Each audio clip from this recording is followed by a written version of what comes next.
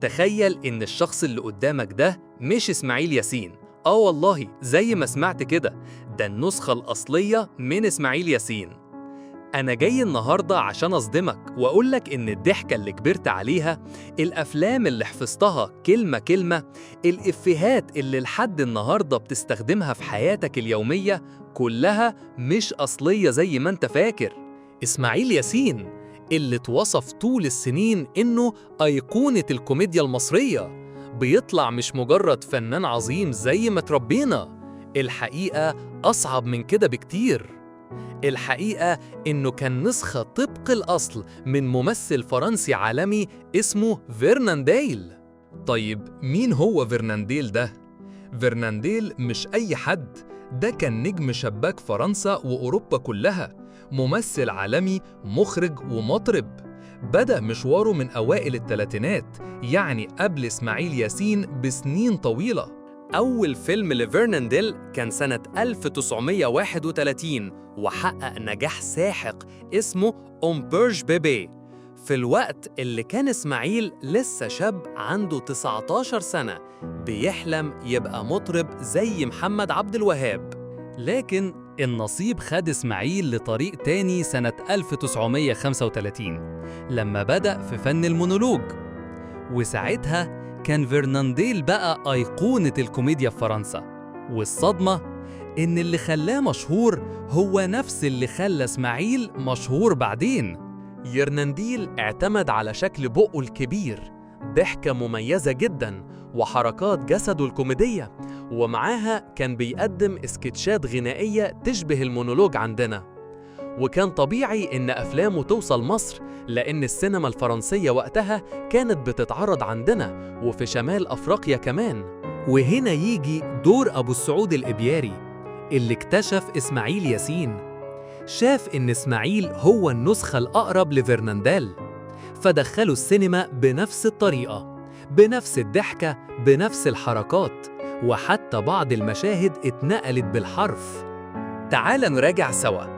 فيلم إجناس سنة 1937، قصة جندي بيدخل الجيش والكوميديا تبدأ من أول اختباراته.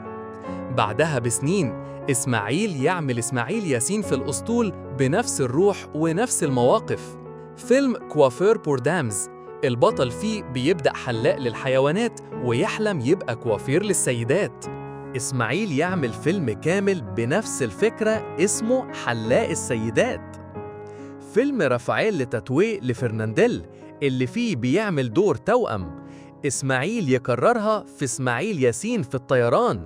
والكارثة الكبرى، فيلم حرام عليك مش فكرة مصرية أصلاً، لكنه نسخة من فيلم أجنبي اسمه أبوت أند كوستيلو ميت فرانكنستاين، حتى نفس المكياج.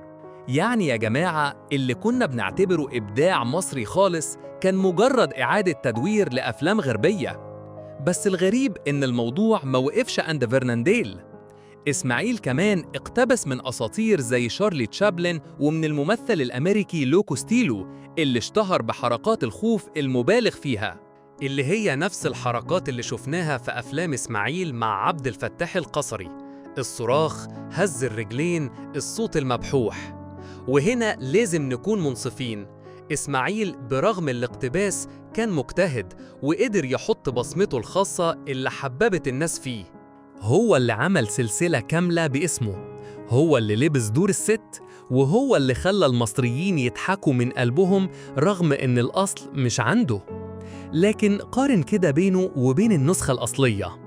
فرنانديل استمر نجم لحد السبعينات لأنه كان بيتطور مع الزمن، بينما إسماعيل فضل يكرر نفس الكاركتر ونفس الأسلوب لحد ما السينما اتغيرت والناس زهقت والأضواء اختفت.